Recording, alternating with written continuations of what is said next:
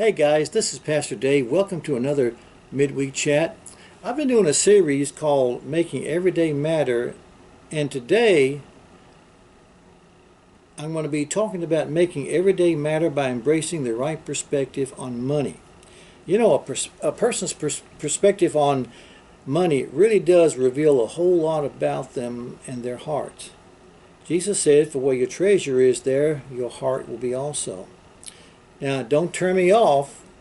Please don't turn me off as I spend some time on this very important subject of money. Consider how much that Jesus had to say about money. Harold L. Dayton shares, Jesus talked much about money. 16 of the 38 parables were concerned with how to handle money and possessions. In the Gospels, an amazing 1 out of 10 verses, 288 in all, deal directly with the subject of money. The Bible offers 500 verses on prayer, less than 500 verses on faith, but more than 2,000 verses on money and possessions. Now, money in itself is not evil. Listen carefully to what the Bible says about money in 1 Timothy 6:10. For the love of money is a root of all kinds of evil, for which some have strayed from the faith in their greediness and pierced themselves through with many sorrows.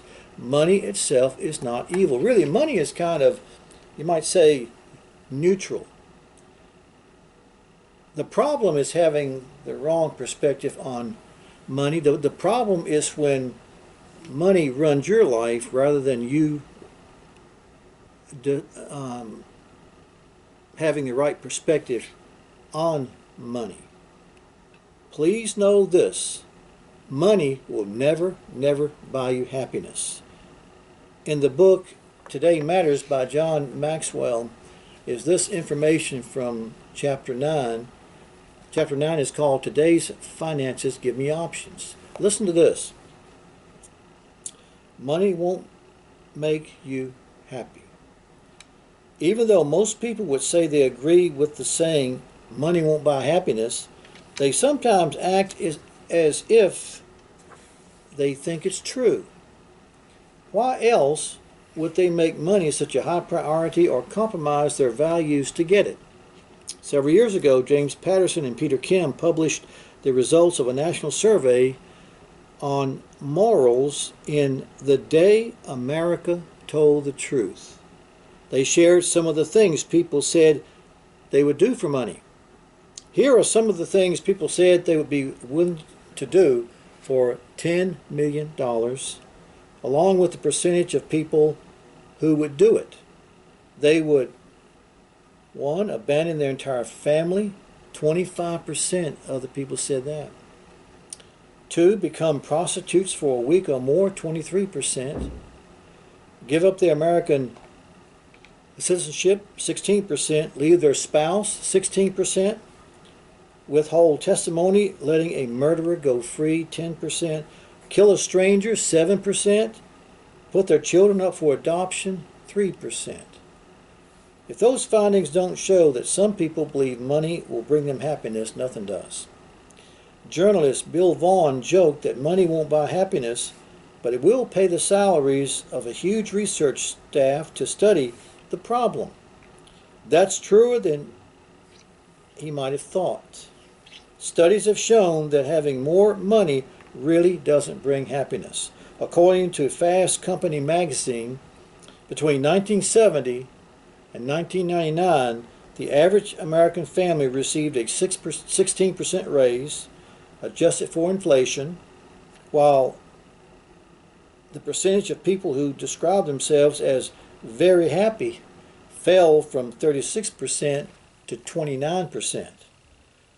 We're better paid, better fed, and better educated than ever. Yet the divorce rate has doubled, the teen suicide rate has tripled, and depression has soared in the past 30 years.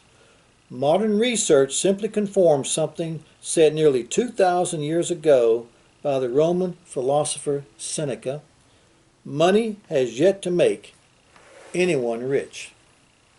Now, listen to me. I'm going to ask you a very sobering question. Do you love the Lord, or do you love money? Matthew chapter 6, verse 24, and this is from the New Living Translation. No one can serve two masters, for you will hate one and love the other. You will be devoted to one and despise the other. You cannot serve both God and money. How you direct your financial resources will really help you to answer that question. How much of your financial resources do you direct towards the Lord? How much of God do you find in your financial resources? Do you honor the Lord with the tithe? Do you direct some of those funds in support of missionaries? Just how much of God is in your financial resources? How much are you really directing towards His work? Linda and I have never made the focus of our lives making money. When Linda met me, she knew I was going into the ministry, and frankly, I've never doubted that she married me for love, because there was no money in my life. As a matter of fact, I never owned a car, but she did, so I married into a car. So it's a wonderful thing if you marry a lady and you don't have any money, because probably she's marrying you because of love. Linda and I went through 3 years of college. I went 1 year of college as a single young man. I turned 19 on June 3rd, and Linda and I got married on June 5th, so I was very young, and I was going to be going into my second year of college. So we went through 3 years of college together, and God met our every need. In the 2 churches we served before planting a church, God met our every single need. When we moved to Northern Virginia to plant a church, God met our every single need. When we needed some people to help us start, God met our every need. We had one prospect, and a friend of mine and I went to visit that family, and they decided to help us. And so God met our every need by having this first family to plant their flag with us. When we needed a place to meet, God met our need by working things out for us to rent a school building. We would eventually merge with an established church. God met our every need with a building. We would need to build in time, and so we started raising the funds towards that, and God met the need for us to add on to the auditorium. And over the years, God has met our every single need, and He continues to do that very thing. You see, God is my source. God is my source, and when you make God your source, your needs are going to be met. Don't make money the pursuit of your life.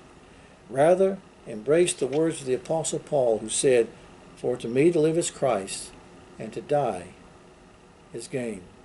Live for Jesus. Make God your source. And honor the Lord with your tithes, with your offerings, missions, giving. How much of God is within your financial resources? That's a good question. Until next time.